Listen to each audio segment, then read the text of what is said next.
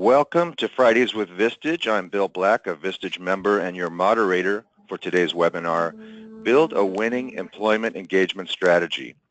You know, 90% of leaders think an engagement strategy is crucial, but barely 25% of them have a documented strategy. Creating a written engagement strategy to align your executive team is paramount to achieving your people goals for the year. In this webinar, Santiago Jaramillo, CEO and co-founder of mobile engagement solution Emplify, will explore how to create a documented employee engagement strategy that tackles some of the most challenging problems companies face, such as listening to and gathering employee feedback, retaining top talent, and aligning them around the mission, vision, and core values of your business. Santiago is a nationally recognized expert and keynote speaker on employee engagement and is the co-author of Agile Engagement, an Amazon best-selling book that provides employers with a framework for improving employee engagement and achieving unprecedented business value. As the founder and CEO of Emplify, Santiago leads a team of experts to support leading organizations like Duke Realty, Which, MedXL, and the NFL Trust in their mission to achieve better employee engagement. In 2013, Santiago was named to Inc. magazine's 30 Under 30 list, and he's been invited to the White House for recognition of his entrepreneurial contributions through the Champions of Change program. Most recently, he was named to Indianapolis Business Journal's 40 Under 40 list in 2015 as one of the youngest honorees in the program's history and was named the 2016 Indiana Latino Businessman of the Year. Ladies and gentlemen, Santiago Jaramillo. Thanks, Bill. Hey everyone, this is Santiago and I am really excited to be with you all today to talk about building a winning employee engagement strategy. And so we're going to get right started and we're going to share a story from my life. So I was born in Cali, Colombia in South America, and I had just read Robinson Crusoe, the book. Hopefully some of you have read this book or are familiar with it. And after I read Robinson Crusoe, I became completely obsessed with building my own treehouse with all natural materials in my own two hands. And in fact, it's a picture of the real treehouse that we were building. I'm that awkward child there in the yellow. And so Dad, my brother, and I were building this treehouse on a Sunday morning. We woke up super early as soon as first light was out and we started building.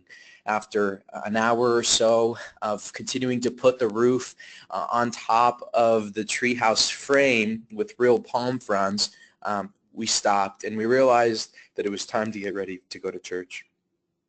Our particular church was diagonally across the street, so it was not too far away. And right before we headed in, I said, "Hey, Dad, is there any way the sun's coming out?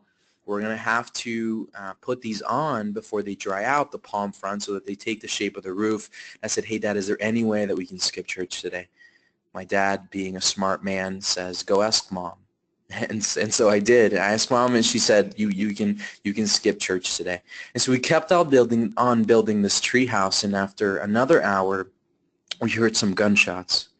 Now, these gunshots sounded really nearby. We were concerned, so we went up to the third story of our house, looked diagonally across the street, and saw two military trucks parked outside of the church.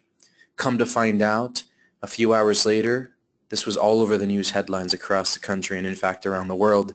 The leftist militia groups had come in, pretended to be the army, told everyone that there was a bomb in the building, and evacuated over 120 people that day into two trucks and kidnapped them for ransom. Many of them, all of them were released about a year later, but they had to sell cars and houses to be able to pay the ransom. And so you can imagine this was a tough time for my family and for the community. And in fact, we actually knew that the leftist militia groups, the guerrillas, were looking for us because we didn't go to church that same day. And so my dad was able to get a work visa, and we immigrated to South Florida. And ever since then, since I was a fifth grader and started my first day in elementary school, my life has been about this, has been about adaptability. I'm so passionate about this idea that external things outside of our control change, whether as people, as professionals, and as business owners. We realize that we can't control the external environment that we live in, but what we can do is become faster and better at adapting to that external change and actually using that external change, that chaos that comes with change, and use it as an opportunity to not fall behind, to not be late to the party, to the change, but actually to see the change coming, step outside of our comfort zones, enthusiastically adapt to that new reality and that new paradigm, and use that as a springboard, as a jumping board to be able to thrive and succeed in a totally new environment. And so we're going to talk about how to think about some of the changes that are happening to our workforce in both communication changes and generational changes, and what employees value in a work environment and what will retain the best people. We'll think about how to create a cohesive strategy that doesn't work for just today, but that brings in an understanding of the trends that will be hitting our workforces for the next few years, making sure that we have a strategy that is future-proof. That takes into account all of the changes. But before we do that, I remember one of the hardest things to adapt to with U.S. culture were the colloquialisms or the idioms or the sayings. Maybe you can think about a couple of these. For example, a chip off the old block, right, is one that I heard, and for the longest time I had no idea what it meant. I was like, what is this block that is chipping? Why are we building things with this block? I don't understand what this means. But one of the hardest ones, and actually the one that was the most embarrassing for me to find out about 2 years later after I started saying it, was, you know the phrase "in a nutshell"? So you say, in a nutshell, this is XYZ. And this is kind of embarrassing, but I don't know if people didn't understand what I was saying or they just felt bad and didn't correct me, but I thought that it was in a nacho. And so for me, it still makes a lot more sense to me, by the way, in a digestible small morsel, in a bite-sized piece. I don't know what a nutshell is, but and that was really, really hard. But for me, it was so important to choose to adapt. And I remember that at the cafeteria table, I made such an important choice. I sat with the American kids in the American kid table, and not the table of Colombian kids that were speaking in Spanish, that were it was comfortable for me. And stepping outside of that comfort zone and embracing that change really taught me the value of adaptability, because the world has changed a lot for us in our workforces. On a lighter note, Tiger Woods was winning his first amateur championship tournament in 1995. If you can think about where you were, how old your kids were, where your business was, or what position you had, and smartphones or the phones that we use look like this. Hopefully you don't still have one of these in your pocket and you've upgraded. But 1995 in many ways seems like it was so long ago, but at the same time feels like it was just yesterday. But our workforce has changed significantly. Here's what our workforce looked like in 1995. So think about where your business was or what job you had. This was sort of the average U.S. workforce and the makeup of that workforce. You had 2% of the greatest generation still left in the workplace. It's amazing. You had 31% Gen Xers, a majority of Boomers, 49%, and 18% of the silent generation in 1995. You fast forward what the general makeup is of the average business 20 years later, and here's what you find. You find 2% of the silent generation still in the workforce, right? Almost completely out. You have 29% Boomers, you have a third Gen Xers, so holding pretty steady, and you have 34% Millennials. And so the average business for an entry-level job, the chances are 1 out of 3 employees, right, depending on the industry and depending on the organization, but on average, 1 out of 3 new employees will be Millennials. And so when we think about an employee engagement strategy, we have to take account of this multi-generational workforce, the fact that there are 3 sort of dominant and generations that make up our workforce. You have Gen Xers, we have Boomers, and we have this new generation in the workplace, Millennials. And so this millennial challenge, or we can see it as an opportunity, is not something that's happening in 10 years or in 5 years or in 3 years or even a year from now. It's here today. Millennials are the largest segment of the U.S. workforce today. And here's why this matters. So when we look at some of the generational differences of how they approach their employment and their jobs, we see some stark differences across generations. Now, what actually engages them actually holds pretty steady across generations, but there's interesting ways that they think about how long they'll stay in an organization. And so you might be able to guess where this is going. Average tenure per generation, so the average amount of years that a baby boomers would stay in their job would be 7 years. Generation X, 5 years. Can you guess where millennials might come in? Millennials come in at a meager 2 years on average. Average tenure for millennials. And so this is a challenge. This is a challenge because turnover costs money, right? We all know that the amount of cost that it takes to backfill someone, to recruit that new person, to onboard, to train them, the productivity loss while we were searching and paying overtime to folks, and then the productivity loss as they ramp up and become fully productive is significant. Not only that, but the time that it takes for more skilled talent markets. We have one of the highest competition talent markets in recent history. The time to fill has hit an all-time high, and taken about a month to fill any position. But most importantly, I would posit, is this idea of brand reputation. So 75% of Americans said they wouldn't be willing to work for a company with a bad reputation even if they are currently unemployed. Have you ever heard of a website called Glassdoor.com? So you might be familiar with it. If you're not, Glassdoor.com is a site where any employee can go on, and after they verify that they're part of a specific company, they can actually anonymously put a vote of confidence or no confidence on leadership.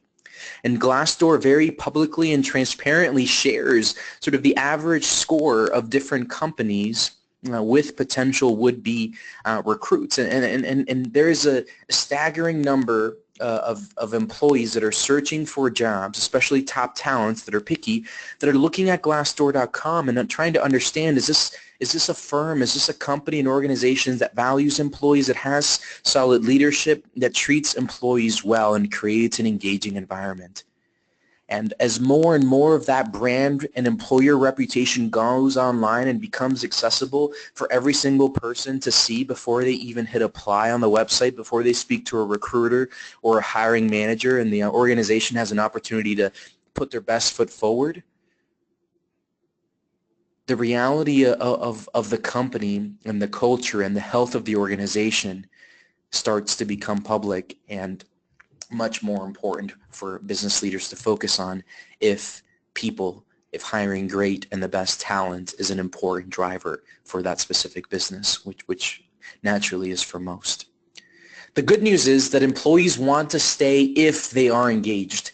Millennials are polled specifically, and there's good news. Many millennials actually experience tenure far beyond 2 years, but the thing that we find in those millennials that stay past the average is that they're engaged, is that they're not just receiving economic rewards for their job, but that their heart and mind are in what they're doing because the organization provides a healthy, engaging environment for people to do great work. And so we're going to talk a little bit more about what engagement is in a little bit, but this stat is tremendous. One of the best and most sustainable cures and recipes to get at turnover and attrition is engagement.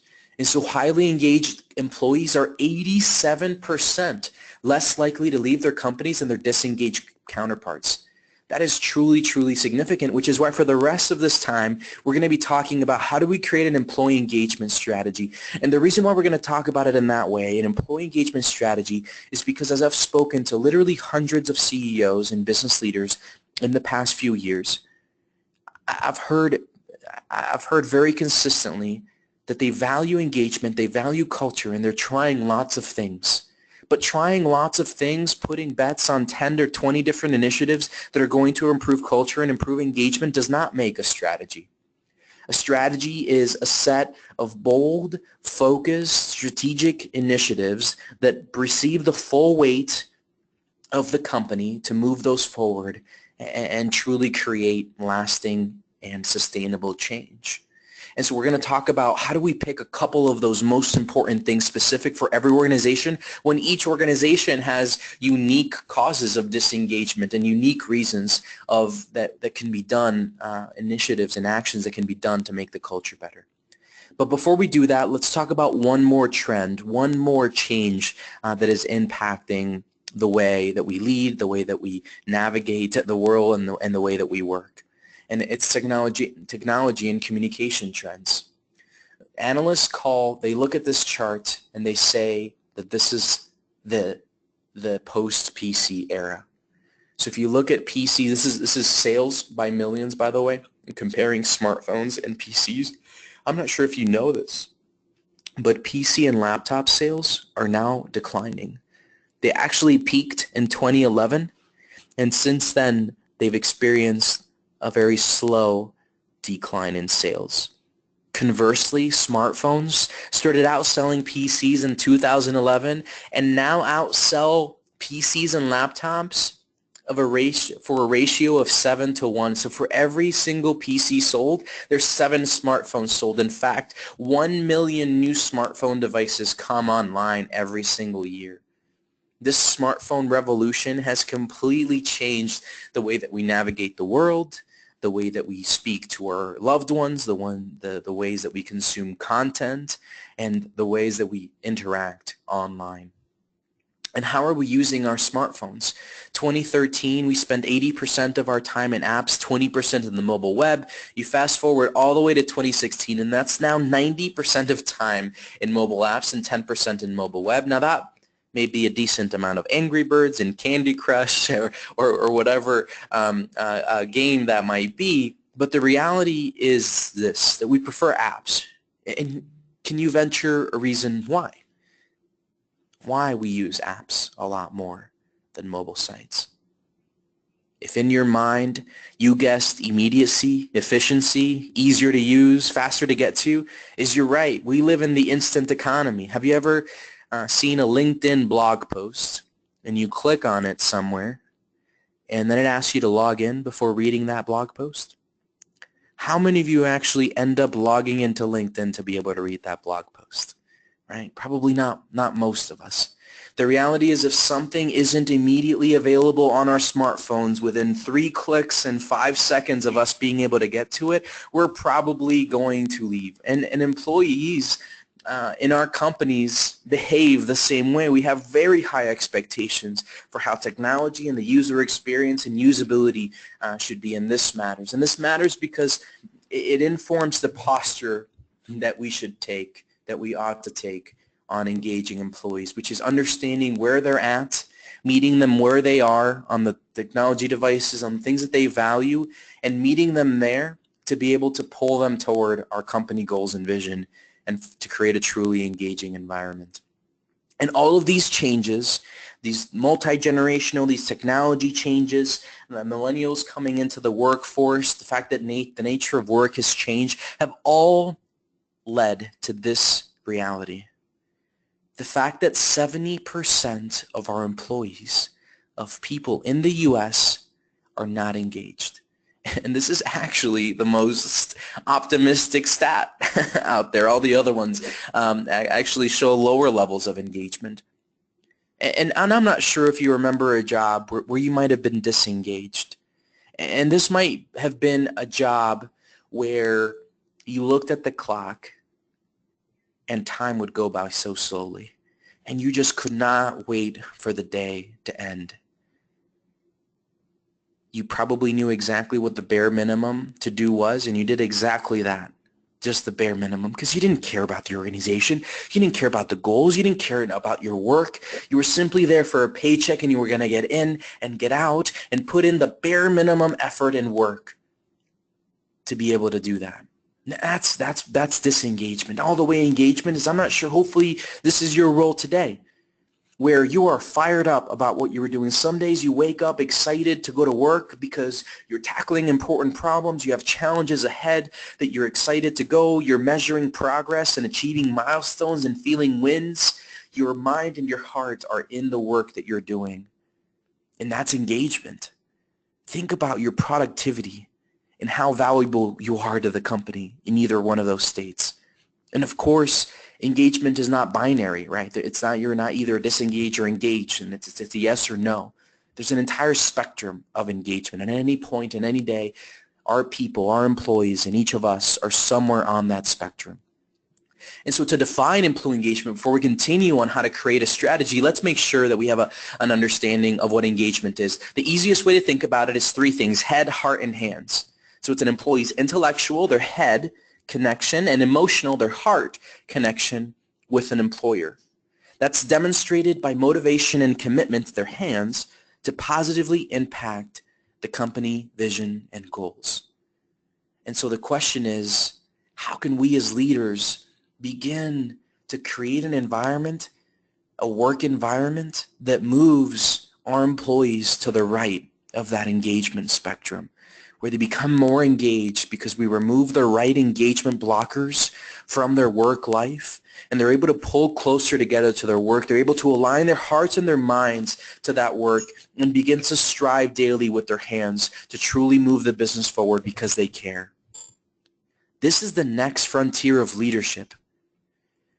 Back in the 1930s, and the scientific management came about, and it was really one of the first times where management had really been studied from an academic and scientific perspective on what actually worked. In the first frontier of management, most of us weren't around when this happened, right? In the 1920s and 1930s, when efficiency came in processes and KPIs and the very sort of foundational business management and business operational excellence terms and ideas came in. And IQ was sort of the frontier. If you could be intelligent and you could have a process and you could operate your business that way, that's what made a great leader. However, that frontier has been crossed, has been colonized, is no longer the differentiator between good and great leaders. In the 1960s, 70s, and 80s, this concept of leadership that was rich in EQ started to come out. So not only was IQ needed, an intellectual, analytical, cerebral, analytical perspective and mindset of a leader came into play, but now there was an emotional aspect of respecting people, of valuing their work, of treating people kindly. However, you fast forward to 1990s and the early 2000s, and that leadership frontier of what makes a good to a great leader has now moved. McKinsey Institute calls it the MQ. So that's not just IQ, we've got to have that, that's table stakes. It's not just EQ, sort of treat people with basic respect, that's also table stakes. The leadership frontier now is MQ, meaning quotient. Can we motivate? Can we inspire our people? Can we lead in a way that makes employees feel valued and heard? Of course, with just as much emphasis on the IQ, but realizing absolutely that the employees of today have higher expectations from a work environment. They don't just expect a paycheck from an IQ side, and they don't just expect a basic respect working environment. They want to work for companies they believe in, for authentic leaders, for leaders that make them feel valued and involved and have a sense of participation in the business. That's the next leadership frontier that most of us are facing, and realizing I'm excellent with the operations, I can handle my sales, I can handle the marketing strategy, but how do I create a people strategy? Because this is hard. An employee's intellectual and emotional connection, we're dealing with things of the head and the heart. It's like trying to increase love and measure love. It's a fuzzy concept. And so this is a new competency for most of us to begin really delving into and continuing to increase our understanding of it. And we're certainly going to dive deeper here. But before we do that, why does this engagement matter? There were several studies that were done comparing the lowest quartile of engaged companies, right, the ones that have the lowest, the poorest employee engagement, comparing that to the financial and business performance of the top quartile, the top 25% of highly engaged companies. And a few organizations found these things: 50% more employee turnover found at the disengaged organizations, 22% less utilization and productivity, delivered worse customer service, and ultimately a third less profitable, going from an operating margin of 27% on the highly engaged to an operating margin of about 9.3% on the highly disengaged. Engagement is not just this fun, soft, nice to have, fuzzy thing. It's a legitimate driver of business outcomes and of ultimately profitability. And of course, on the flip side, engaged organizations have engaged workers. They experience higher levels of innovation because they can tackle problems and approach them with full heart and mind. If you don't have your heart and mind into something, the chances of innovation go significantly down, as all you're going to do is get the most basic, incremental, minimum necessary incremental progress done. But that thing that truly disrupts industries, that catapults companies to the top because they're able to out-innovate their peers and their rivals, that thing comes from a full heart and mind alignment, says the research. And of course, great customer experiences. How great of a customer experience can you truly deliver? Can your employees truly deliver when your heart and mind aren't in it, when you're going through the motions, doing the bare minimum to get by? And of course, innovation, great customer experiences, and low turnover cause higher profitability. And don't just take my word for it. This has actually been proven out. S&P 500, if you'd invested about $1,000, you'd have about $1,500 on average by 2017. You look at the NASDAQ, that gets a little bit better, close to about 2,000. You look at the Fortune Index, right over 2,000. And then the Glassdoor Index that tracks the stock prices of the best cultures in business, you'd have close to $3,000. That $1,000 would have almost tripled in value. The reality is that culture eats strategy for breakfast, and that the best people win, and the best people will only stay in the most engaging of environments. And this is not a surprise to most of us. So when the corporate executive board asked about 800 CEOs and business leaders and heads of HR, they asked them, do you think that employee engagement is critical to achieving business outcomes? And probably not to too much your surprise, 70% of them said yes, it is critical to engagement. I see engagement in my culture and my people as a top 3 priority for the company going forward. However, when that same group was asked a different question, and the question was, do you think that your current engagement efforts are working today? They got 20% yeses. And so we're in this interesting reality where 70% of us know it matters and it's absolutely critical to our business, yet only a fifth of us think that what we're doing today is worth it. How many dollars, how many hours are we spending doing initiatives to try to improve the culture that aren't actually moving the needle? That it's almost like we're throwing darts at a dartboard not knowing where the bullseye is, or even if after we throw them, whether we hit the bullseye or not, and continuing to pay for more darts to throw at the wall to see if we can actually hit an unknown target without any feedback of whether it's working.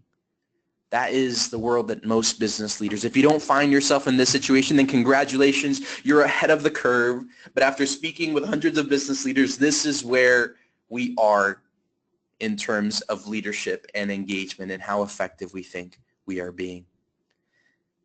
Michael Porter says the essence of strategy is that you must set limits on what you're trying to accomplish, and I completely agree. Michael Porter's is Porter's 5 Forces, a seminal read on business and competitive strategy, and he's right on this, right? I've learned this as a CEO. This has been the richest lesson that I've learned in the past few years, which is that strategy is not what you say yes to.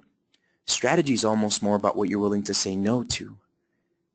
The rub is the problem with that is that it's really hard to know what to say yes to if it's just going to be 1 or 2 things. If we're only going to throw 2 darts at a dartboard and we're going to take all the time to prepare and make sure that they're as accurate as possible, the problem is having the conviction, the guts, and the validation to only throw 2 darts because we realize that that's the most strategic move. Instead of going deep on 20, instead of going shallow and 2 inches deep on 20 things, how can we go a mile deep on 2 things to truly move the needle with engagement? And of course, we might have heard the importance of strategy and focus. And so Steve Jobs, you might recognize these computers. They're Apple computers. And so if you know anything about sort of the life cycle of Apple, and especially Steve Jobs, one of the founders of Apple, he founded it with Wozniak, of course, ran it and grew it to a very successful company. He was then ousted out of the company, which is when he did his Pixar work and led Pixar for a while. He then started this company called Next. It got acquired by Apple, but the problem was Steve Jobs came to an Apple that was crumbling. It was near bankruptcy. It was not known to be a pioneer, an innovative, a high-quality leader. It was a secondary, tertiary player in the computer world. They had so many products. And in an epic, legendary product strategy meeting, Steve Jobs took all 12 of all the products that they were building, slashed most of them, drew a simple 4-quadrant diagram, and said we're only investing in 4 computers, and we're putting all of our focus, all of our eggs in just 4 computers, and we're slashing all the other products. Apple went from being nearly bankrupt to being the most valuable company in the world because they were able to focus on just 4 things and make them at a world-class level. And they could only do that because of what they said no to. So Steve Jobs says people think focus means saying yes to the thing that you've got to focus on, but that's actually not what it means at all. It means saying no to the 100 other good ideas that there are. You have to pick carefully. I'm actually as proud of the things that we haven't done as the things that I have done. Strategy is truly saying no to 1,000 things. And so this is probably basic strategy. We all know this. But the challenge is with culture and with people, how can we be strategic about it? How do we pick the best, highest ROI culture people problems to say yes to solving? Let me tell you a story of one way that you should maybe not do it, of how I learned. And so we had a great Q1 in 2016. In fact, it was so great that we wanted to give our employees about $10,000 in additional benefits. And we wanted, of course, to get the most ROI from those. We wanted to figure out what thing are they going to most value. And so after I asked each executive team member to come in with an idea, and we said we're going to decide in 60 minutes, we're going to debate this. And out of 6 people, guess how many different ideas we got? You're right, we got 6 ideas. Yep, every single person had a different idea about what we should do. After an hour debate, you know what we landed on? We landed on snacks. We couldn't get consensus on it. I almost just said, let's just do it.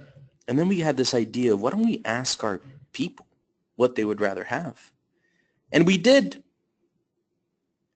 And to my embarrassment, only 12% of them said they wanted snacks, and 73% of them said they wanted to implement a 401k match. And of course, we listened. We implemented the 401k match, and 80% of our employees participated. But the real lesson to be learned here was that our gut instincts were wrong. As our business had grew, we realized that we, as a leadership team, got more and more separated from the individual contributor that's facing the market, that's doing sort of the real work in the company. We realized that our gut instinct on what our people needed most, we weren't getting the most accurate information from our guts. And so we realized this is what we do in every other business function. We measure, we start with data. And so before I get into that, you could maybe tell I'm passionate about this, and I'm so passionate that we wrote a book about it. It's called Agile Engagement. It's an Amazon top 10 bestseller in the management and coaching category. And I wrote this book with Todd Richardson. And so in the next last few minutes, I'm going to be unpacking kind of the core methodology and core framework of creating an Agile engagement strategy, so that we can confidently pick what is that 1 or 2 or 3 things this quarter, this next quarter, we can say no to everything else and say yes to just 1 or 2 things, and make sure that those things are going to have the highest, those initiatives to improve the culture will truly have the most impact on our people and create the most engaging environments. And so it first starts with clear visibility. You do clear visibility by starting to measure, by measuring employee engagement. What that does is we start by surfacing the engagement reality, pulling out, is it good, is it bad? Knowing that on a very quantitative, data-validated perspective is valuable. It sets the baseline measurement to be able to know if next quarter or the next period that we measure, or is it better, is it worse? Which way is our culture going? And then lastly, it helps us understand the best drivers for the most engagement improvement. What is the driver that your company today that drives engagement? What are you world class at today? What is the number 1 best driver for engagement in your company that you should double down on and continue investing in? And what is the worst one? What's the thing that is nagging at employees on a daily basis, putting a blocker in front of their engagement that is preventing them from being more engaged? Understanding that is the key to the beginning. Then after that, after knowing a few high-level places where there's issues, the next thing that we want to do is go deeper and pinpoint the areas of disengagement based on the lowest drivers revealed in that survey. The third thing is, no surprise, create a strategy, just an action plan of just 1 or 2 or maybe 3 at the most things that we're going to do to get at those low drivers, using results to document a prioritized strategy with a timeline and with ownership, and then executing the strategy throughout the company. And lastly, let's see if it worked. Do we continue fixing that driver, or do we move on to the next one? Creating a pulse assessment, not waiting an entire other year or 18 months to figure out if we solved the problem, or if the problem actually kept festering for 9 and 12 months, and then a few of our greatest people left because we didn't get ahead of that issue. And then we're able to iterate the strategy based on the progress learnings, based on that continual iteration. And so we're going to start with the step number 1 and sort of dig in on it, more specifically what that means and what are some best practices of getting clear visibility into the top root cause problems of each of our cultures. And it starts with measuring. It starts with data, which is what we do in every single other part of the business, right? Peter Drucker, one of the best management and business thinkers of our generation, says you can't improve what you can't measure. And that's why all of us measure, at least on a quarterly, if not a monthly, if not a weekly, if not a daily business intelligence dashboard that tells us what is our productivity today, this week, next week, and last month. How are our sales doing, profit, customer satisfaction, and in fact, we not only know the lagging indicators, we know leading indicators as well, so that we can predict the future and know which way the ship is headed in every single important business function. But the question is, if we say that people are our greatest assets, what are we doing about culture? How are we measuring our people? Are we applying the same sort of measurement rigor to our culture and our people than what we do in every other single business function in our business? Here's a few best practices on measurement. Number 1, like we talked about, we live in the instant economy. We have to make the survey be less than 7 minutes, or a significant amount of employees will drop off and participation rates will go down. Number 2, the best practice now, the last 20 years of academic research into performance management have shown that employee satisfaction is a completely different psychological construct than employee engagement. You can be satisfied, you can be doing the bare minimum, getting away with it, getting paid well, and you're satisfied. But is your mind and your heart in it? The thing that's truly going to move the needle is that, are you measuring engagement? And so measuring engagement versus measuring satisfaction will absolutely matter a significant amount, because they're very, very different psychological constructs and psychological states of mind. Number 3, confidentiality matters. We see a lot of folks that don't get great insights because they do the survey internally. They do a survey monkey, and guess what? Employees are paranoid these days, right? They think that everyone's spying on them, and then they might not trust the employee, and they might not be as candid or as transparent about what the real problems are if they think that their anonymity can be compromised, and at some point if they say something negative in the survey that's real and that needs fixed, that's somehow going to come back to hurt them. And so we've seen a third party that guarantees employee anonymity be a really excellent best practice to make sure that you're not just getting the rose-colored picture, but that you're getting the real diagnosis of what's going on. Having a baseline score and then taking a frequent pulse. We recommend quarterly. We've tried monthly, and employees start having a little bit of a survey fatigued. And then, of course, doing it every 12 months and every 18 months is not near fast enough for the pace of business, and not near fast enough to save a few great employees where we let problems fester for too long and they leave. Then we need to filter results, slice and dice the data, somebody that's an expert in data analysis that can truly draw out insights from data, because just data is completely useless. What we want is actionable insights so that we know what to do from that data. And then lastly, we need to send it through the right channel. How many of you have parts of your organization or your employee base that either don't have corporate email addresses given to them provided by the company, or where you realize that email is maybe not the best way to get a hold of them because they're not in front of a computer all day? And so for years and years, surveys have only been print and they've only been email. There's now surveys of course, we do this, and other folks do this as well, which is text-based and SMS-based surveys or push notification-based surveys through an app. These mobile, on-the-go ways of sharing and taking surveys get the most participation and are the most friendly and meet employees where they're at. And so moving on to step number 2, diagnosing the problem. After getting clear visibility on a high level on a quantitative quarterly assessment that measures true engagement, the next thing that we want to do is dig into validated insights to diagnose what are the top root cause problems of my organization's disengagement right now. This quarter, where is the biggest problem in my culture? And so we want to look at engagement drivers. What are the subcomponents of what drives engagement? Because it's a complex psychological state.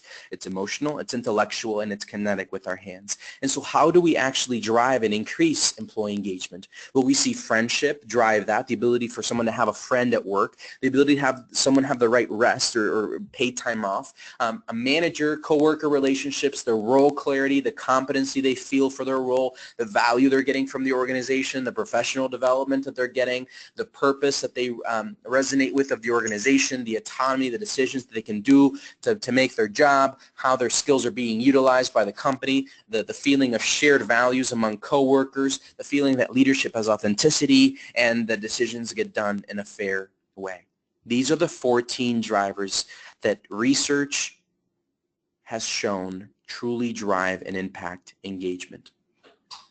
And so you can start to dig in and slice and dice and begins to diagnose problems. And so up here on the upper side, you've got the 14 drivers of employee engagement. You've got 6 locations of this specific mock-up company. Where might you start diagnosing? What location has the most red, the most problems with employee engagement? You take a quick look, you see that the first row, corporate's doing pretty well, mostly green, but look at Livonia, that last row, really struggling with engagement, only 2 greens and the whole thing. And so this starts to shine a spotlight on maybe one of the best things that we can do is not necessarily try to improve that much in corporate. That's doing well. Let's find out what we're doing well, but let's start digging in on what problem is going on in Livonia. Here's another way to look at it. By department, start to slice and dice the data by department or by leader. You have the 14 drivers on the left. You've got the various departments on the right. And you can start to see that as a department, the field department has the biggest problems. And that overall, if you look at which driver is low, the purpose driver is pretty low as well as professional development. And so this starts to give you a picture of what are the root disengagement causes. And so for this one, it might be the field workforce and some of those managers and leaders and some of what the company's doing. And then organizational wide, maybe there's a focus on purpose and professional development. So here's a real life example. So Arbor Homes, largest home builder in the state of Indiana, based in Indianapolis, Indiana. They have 100 employees spread across an office staff, a sales staff, and of course a construction staff on the ground. And so Steve Hatchell wanted to get at employee turnover and retention, and this is actually their real scores here. They saw professional development be pretty low. So they started to focus on professional development, and they started diagnosing that. So they got clear visibility. They had a hunch inside of the organization that professional development was an issue. They started to diagnose professional development. So they send out a poll saying, I have the training I need to do my job.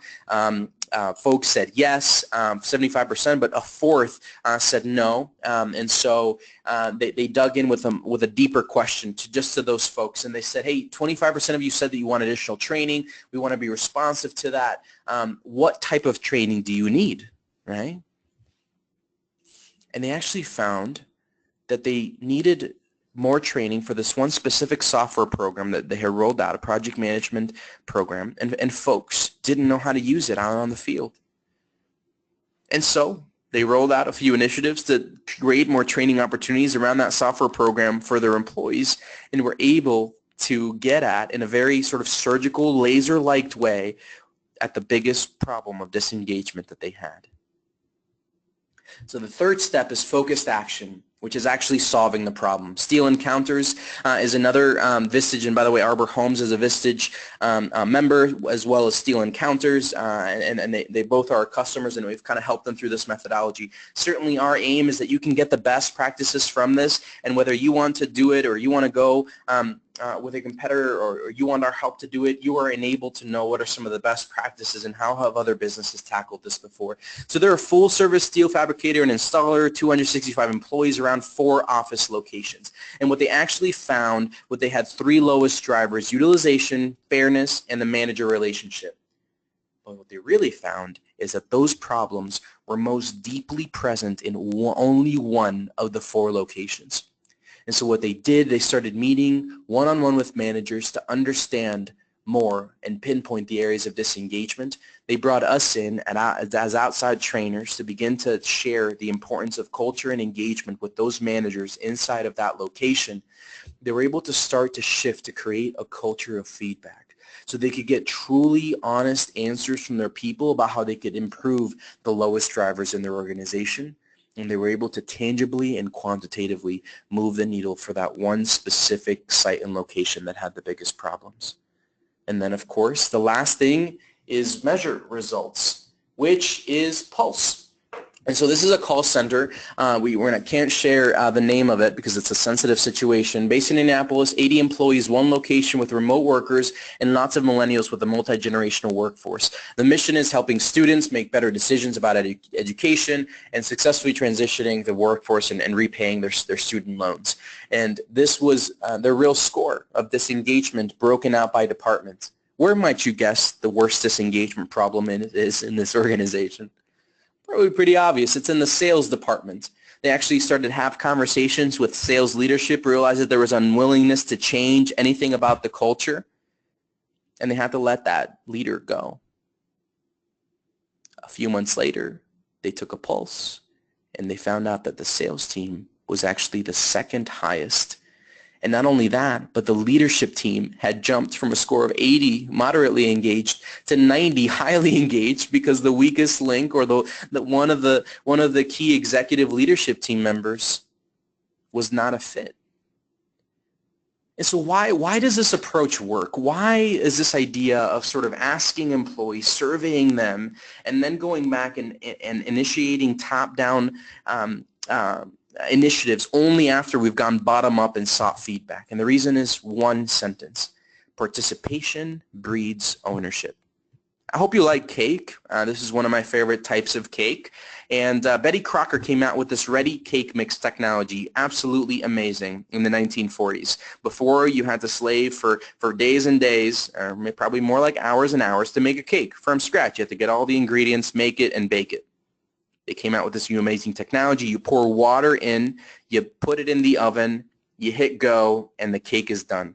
They had really aggressive sales results, sales forecasts and expectations for this, and they launched it, and sales flopped. They started doing focus groups to find out why. And they actually realized that people that made these ready cake mixes, because they didn't participate almost at all during the cake mix creation process, or the cake creation process, they felt like that cake was a fraud. They couldn't put that cake in front of them and claim it as their own. They had no sense of ownership of that cake. It was almost as if they had bought that cake at the store and they couldn't take credit from it. And so you know what Betty Crocker, how they responded? They asked the person making the cake to participate more. They now had to add eggs. They now added oil. They made it actually harder to make.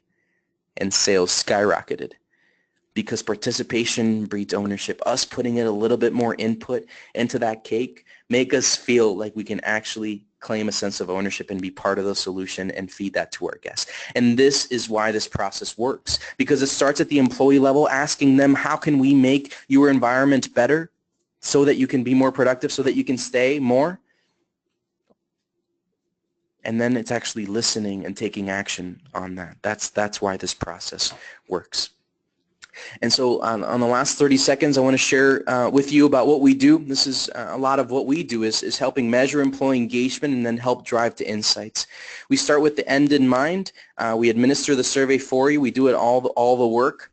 2 weeks later, so not months later, but 2 weeks later after the survey is completed, we go in and have a results presentation, and one of our expert engagement coaches shares the insights from that survey with you. Then we prescribe and recommend follow-on survey deeper questions from the survey results around the highest area and the lowest couple of areas so that you can get to actual insights of what to do. We help put together an engagement strategy, and then we walk you through a playbook of best practices and hold you accountable every single quarter, that engagement coach, to help take the right actions on just a few validated places where the culture is off. And we rinse and repeat each quarter, making a very agile, continuous improvement loop, almost like an outsourced chief people officer, just helping with the top issues of culture. This is what the scorecard looks like. You get a quarterly score so that you can know is it up or down. You get a distribution of where your employees are, all the way from extremely engaged to very engaged. You get breakouts however you'd like, by tenure, by title, by department, by location, really every slice and dice of the data that'll draw out the right insights, including by location, and it's completely anonymous for employees, and they know that there's a third party. If you'd like to learn more, and if you look at the chat box, if you want to talk to us, we'd be absolutely thrilled to explore how we may be able to help and chat with an Emplify engagement expert. Again, there's a link in the chat box that you can click on. It's also right there, emplify.com/webinar-demo. And if you do that, by the way, at the end of that meeting, we're going to send you 3 books, 3 of the Agile engagement books for you or your executive team, whomever you'd like. I will sign those, and I guarantee that that signature will be probably pretty worthless, but you will have an autographed signed book of Agile engagement, 1 for you and 2 to give away if you do decide to speak with us. We typically work with organizations of 30, 40 people, employees and above, all the way to many thousands, and we of course would be happy to speak with you. I do want to share, I'm absolutely honored that you would share an hour of your time. I hope that this has been valuable to you, that you've learned a few actionable tips on how to create a winning engagement strategy in this multi-generational workforce where culture and people are becoming more and more important to our business success. How do we know what the 1 or 2 most important things to improve our culture are? And that's through clear visibility, through a deep diagnosis and understanding what the problems are, and through focused action done as often as we possibly can, ideally on a quarterly basis.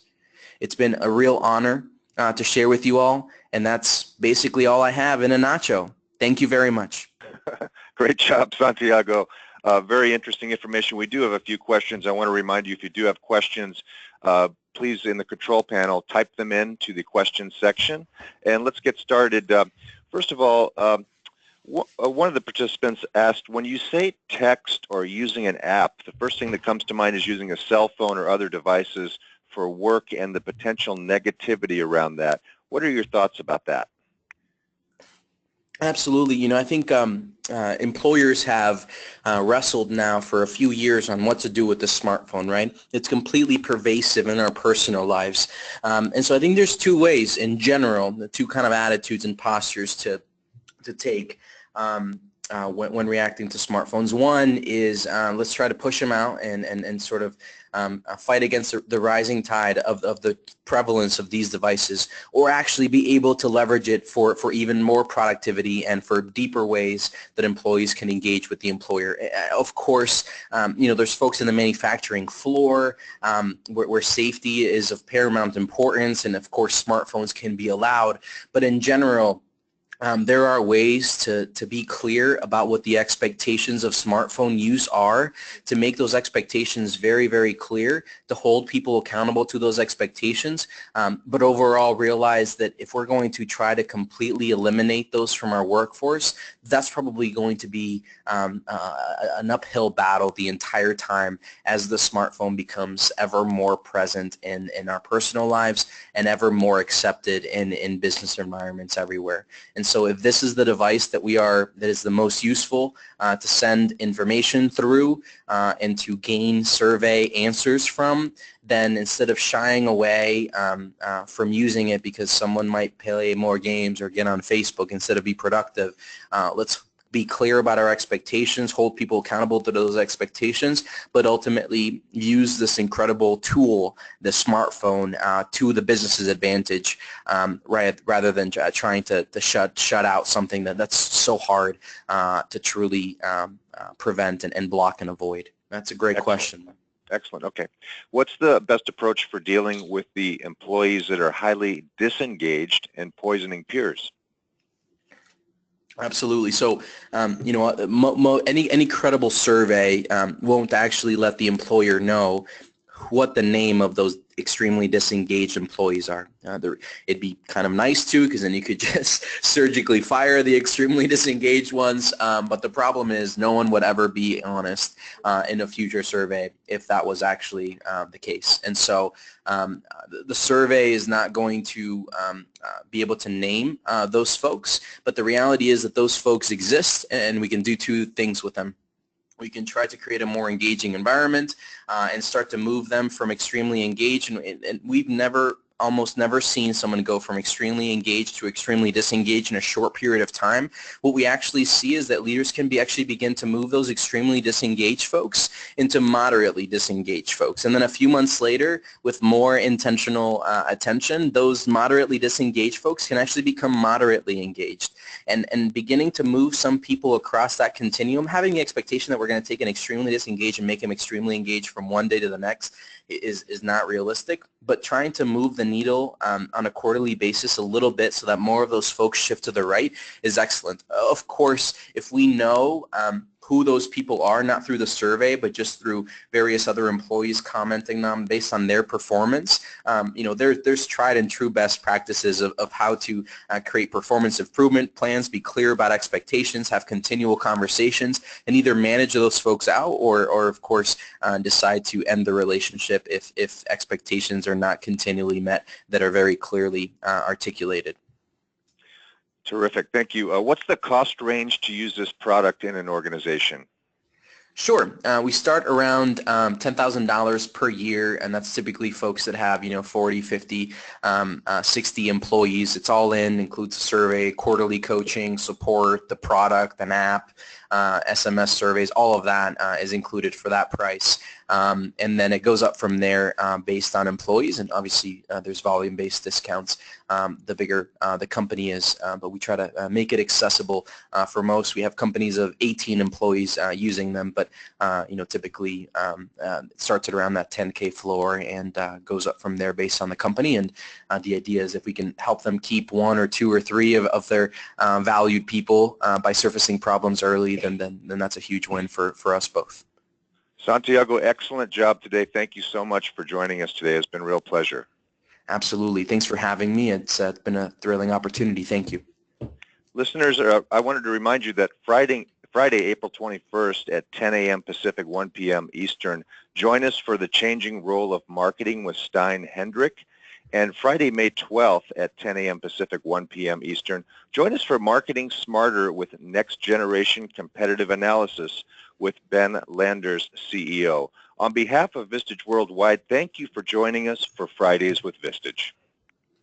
That concludes today's webinar.